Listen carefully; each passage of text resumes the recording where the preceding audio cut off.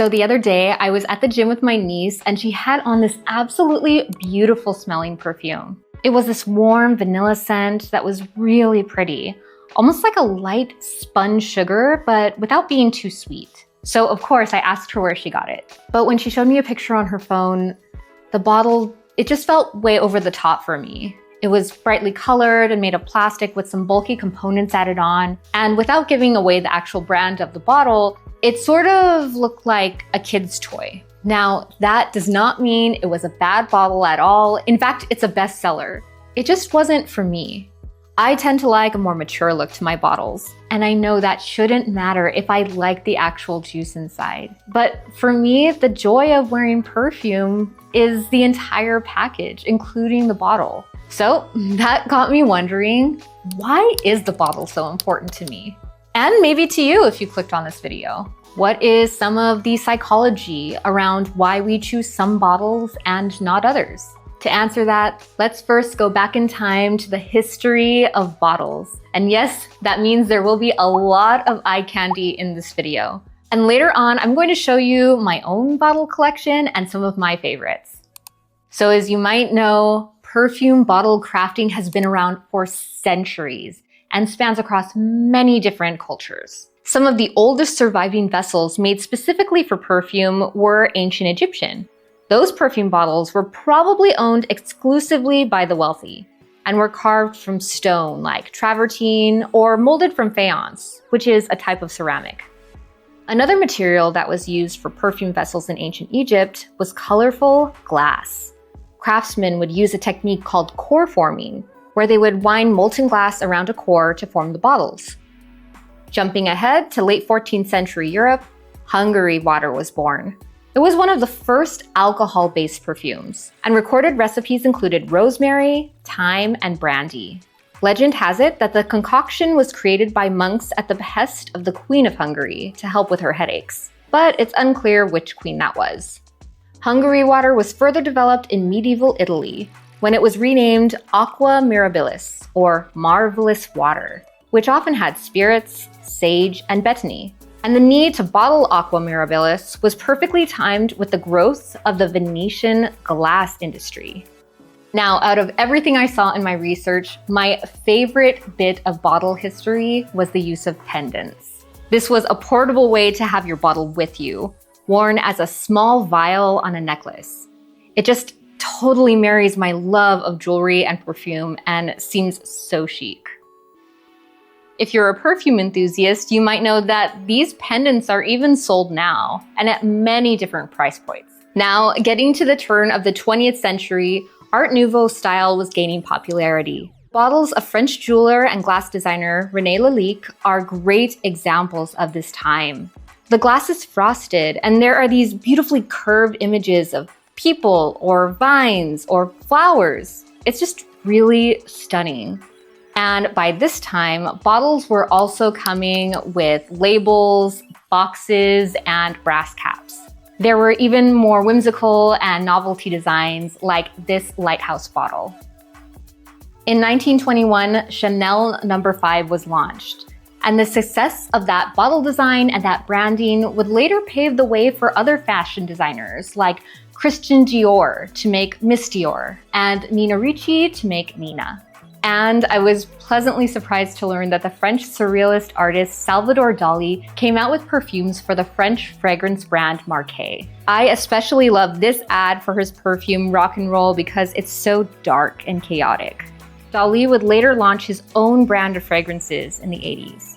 And since then, perfume bottles have come out in countless designs, materials, shapes, and themes. So when we look at bottles from ancient Egypt to Dali to Good Girl by Carolina Herrera, whether we like these bottles or not, they are actual works of art. And we can see throughout history how we as humans have always been drawn to works of beauty. So it makes sense that we would spend our money on these bottles and that these bottles matter to us. When I personally think about the bottles I like, they really don't need to be super ornate or artistic looking. For example, I like a lot of bottles from independent perfumers. And those tend to be more minimalistic or sleek looking. I like a lot of these types of clean lines in my bottles. And this is a fragrance I've talked about a lot on my channel. This is Maya Njai's Nordic Cedar. I will put my review in the cards above, but I just really like this bottle design because it looks high quality. It's clear glass with rounded edges. It's got a streamlined label and a minimal matte black cap. So when I want to feel kind of casual and just sort of minimal, but still put together, this bottle feels like a perfect fit along with the woody, crisp, clean smelling juice inside. Now, that isn't to say that this is my favorite bottle, but it works in my personal collection because there isn't a lot there to critique. It's sort of the white cotton t-shirt of bottles. It's simple, it's neutral, and it works for a lot of different occasions. Now, I see other bottles as iconic, and by that I mean there's a history or a well-known story behind them. They've been around and known for so long that you can know that bottle not even by seeing the label. Maybe you just see the silhouette of them and automatically just know what that bottle is. Now, for example, I love the Chanel No. 5 bottle and Shalimar because their popularity has stood the test of time, albeit in reformulations. Chanel No. 5 is still one of the world's best-selling perfumes. And Shalimar has actually stuck around in media over the years, in everything from Johnny Cash songs to mentions in The Sopranos and even Mad Men. But popularity aside, these bottles wouldn't mean as much to me if there wasn't a sort of history behind them. Just to think that Marilyn Monroe had a bottle of Chanel No. 5 maybe on her bedside table, or that Shalimar was known as the perfume of 1920s flapper girls who had a bad reputation, and was also modeled after Mongolia's stupa art. Like, that's pretty rad. And if you want me to do an in-depth video on the stories behind those or other iconic perfumes, just comment below. Suffice to say, I would never buy a clone of those fragrances because the bottle just means too much to me. Now, when it comes to bottle aesthetics in general, I don't know if I can point to my quintessential style because I have taste that runs the gamut. I have very feminine looking bottles. I have chic and minimal bottles. I have more unisex type bottles, darker bottles. But when I look at my collection, I do notice a few different things. One, my bottles tend to have some kind of interesting artwork or embossing or a little bit of extra detail to them. For example, the diptyque bottles are really, really nice because they have all kind of the same shape, but they have this amazing artwork on the labels that continues on the back, and you can see that there. One of my favorite bottles actually is from Diptyque. This is a limited edition bottle that I'll show in a close-up. This is Dosan. The artwork that's typically on the label is actually embossed in gold, and it is so fine and just so beautiful. I absolutely love this bottle and love looking at it. Something else I noticed in my collection is that it's sort of on two different sides of the spectrum. I really love an ultra feminine bottle or a bottle that is more pared back and unisex, sort of with a darker personality. So an example of that would be this bottle from Miss Dior. This is a teeny tiny bottle that I got at Sephora as part of a birthday gift with purchase. And it has embossing on the bottom of the houndstooth that is really beautiful. I just absolutely love this woven bow with a little bit of shimmer to it. It's just ultra feminine. And you can also see inside the juice is a bit pink, which is so pretty. I actually have this bottle on my desk where I work from home. And I just look at it every once in a while because it just brings me so much joy. I absolutely love this design. It might actually be my favorite design of all perfume bottles out there. And then on the other side of the spectrum is this gorgeous bottle by Celine. This is Reptile. I'm just gonna smell it. It's just so powdery and beautiful. But as you can see, this is a very unisex bottle. The lines are very clean. There's this sort of reading on the sides, And the top is black and it has the Celine logo. This is very clean and very minimal to me, but it also has a little bit of a darker personality, and you can also see that by the juice inside. That's an example of the sort of different tastes that I have that run throughout my collection. So one could look at my collection and say, she really likes expensive looking things. And they would absolutely be right. I would rather have one expensive looking bottle than many cheap looking bottles. And of course, cheap is relative to everyone.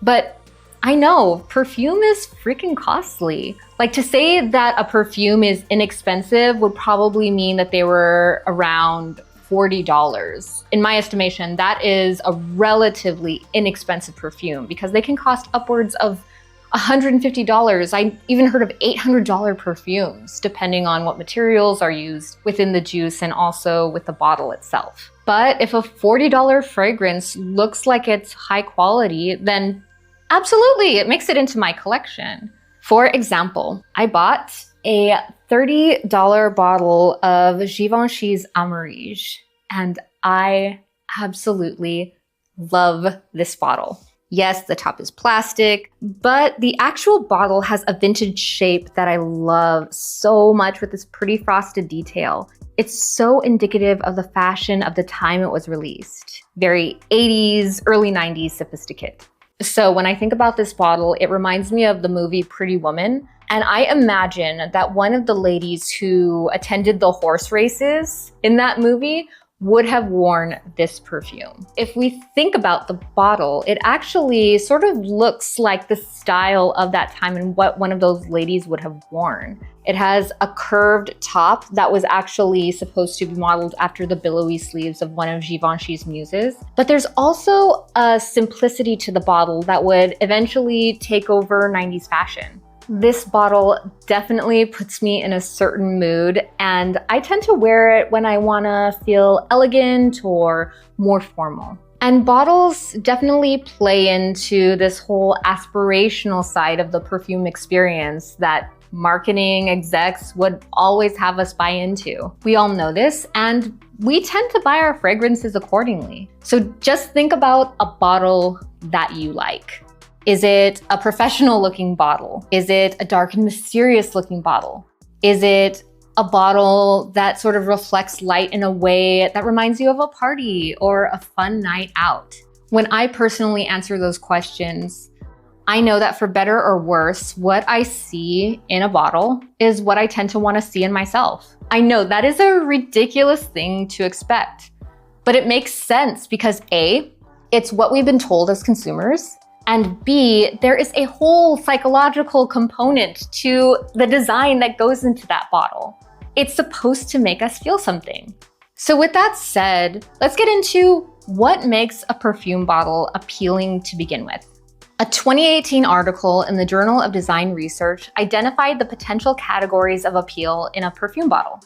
The first one, aesthetic evaluation, is pretty obvious. It's our perception of whether we think a bottle is aesthetically pleasing. For example, at first glance of a bottle, do we think it looks chic, pretty, playful, mysterious? Do we like it at first glance? And sometimes it doesn't need to be any deeper than that. Sometimes we just like a bottle because we like it. Next is novelty and peculiarity.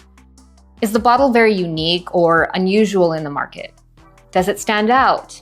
So going back to Shalimar, if I look in my collection, I don't have a lot of other bottles like it. And I actually haven't seen a whole lot of other bottles that have a similar look to Shalimar in the market. I mean, correct me if I'm wrong. But if I did see a bottle that looked like that, I would think it was inspired by Shalimar. That's just a testament to how iconic Shalimar is and how unique it is. And that's why I love that bottle. Then there's the fashion and trend category. Does the bottle follow a specific brand, trending look, or what is popular today? I mean, if we look back at trendy bottles, one that really stands out to me is Glossier You, because it has the baby pink, the millennial pink, and the red cap. And it basically screams, this is for you millennials. This was made for you. Also, the bottle is very pared back, which is very much in line with that minimal makeup look that Glossier helped to popularize in the mid-2010s. We also have the personality suitability category, meaning how well it fits you. Does it tell a story or evoke a feeling that resonates with you?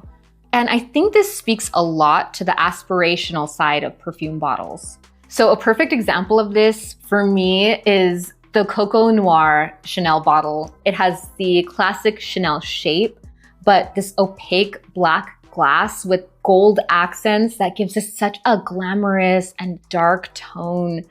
This just really speaks to the darker side of my personality. And I just absolutely love it for that. I actually would venture to say that I like the bottle more than I like the actual juice inside. I mean, the juice is really good too, but still, I like the bottle more because it taps into a certain side of my personality. Finally, we have emotional association. Is there a personal emotional connection in your memory or just in general to the bottle? Maybe it's a bottle that you took with you on a vacation or that you wore on your wedding day. It's such an individual category for all of us because sometimes we'll see a bottle and if the perfume runs out, we will keep the bottle with us because we just love that so much. We might not fit into all of these categories. We may fit into a combination of them or maybe just one. But I hope this video was a very entertaining way for you to look at your own collection or even just the bottles that you like or have admired for a long time, and ask yourself what you like about them, what that says about you, and try and figure out what your tastes are. It's just a fun way to look inward a little bit and also just admire the beauty around us that is perfume bottles. Thank you so much for sticking around with me to the end of this video. This was definitely a labor of love and I had a lot of fun making it for you all. And if you want to support me and help me make more of these videos, then comment, like, subscribe, all of those things really help me in the YouTube algorithm. That's all for now. Take care and I'll see you in the next one.